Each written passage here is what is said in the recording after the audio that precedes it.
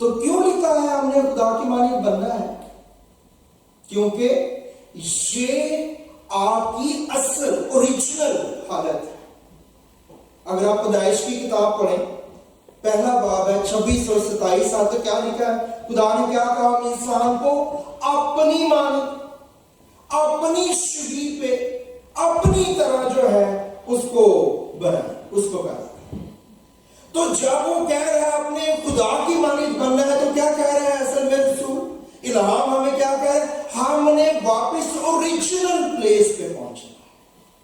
ہم جو ہماری اوریجنل پلیس ہے اس سے ہم ڈس لوکیٹ ہو گئے ہیں، اور جو کچھ کلام میں ہمیں دیا گیا ہے یہ ہمیں اس لیے دیا گیا ہے تاکہ ہم اس کے وسیلے سے اپنی ٹرو لوکیشن جو ہے اوریجنلی جہاں سے ہم آئے ہیں اس میں دوبارہ سے پیوست ہو سکے۔ اس لیے لکھا ہے خدا کی مانند بنو۔ ہم نے کچھ اور نہیں بننا ہے، ہم نے وہ بننا ہے جو ہم اصل اوریجنل ہے۔ پھر آپ کی ویلیو ہے، پھر آپ کی قیمت ہے۔ جب بھی کسی چیز کو دیا جاتا ہے تو جو اوریجنل حق میں چیز ہوتی ہے اس کو ویلیو کیا جاتا ہے۔ اینٹیک بھی ہو جائے تو ان کی ویلیو جو ہے وہ انمول ہو جاتی ہے۔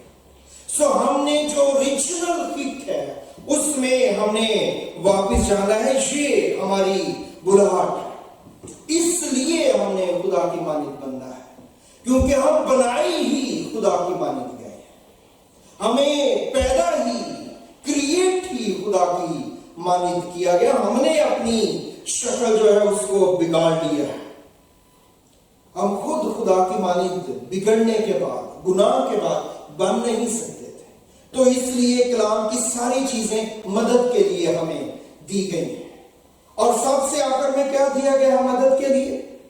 خدا نے اپنا اکلوتا بیٹا یسوع المسیح آپ کو اور مجھے دے دیا تاکہ ہماری مدد ہو سکے۔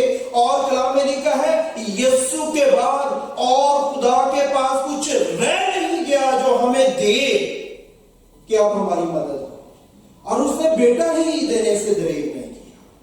یہ لاسٹ چیز تھی اس کے پاس، سب سے قیمتی چیز تھی اس کے پاس، دے دی اس نے میرے لیے اور آپ کے لیے۔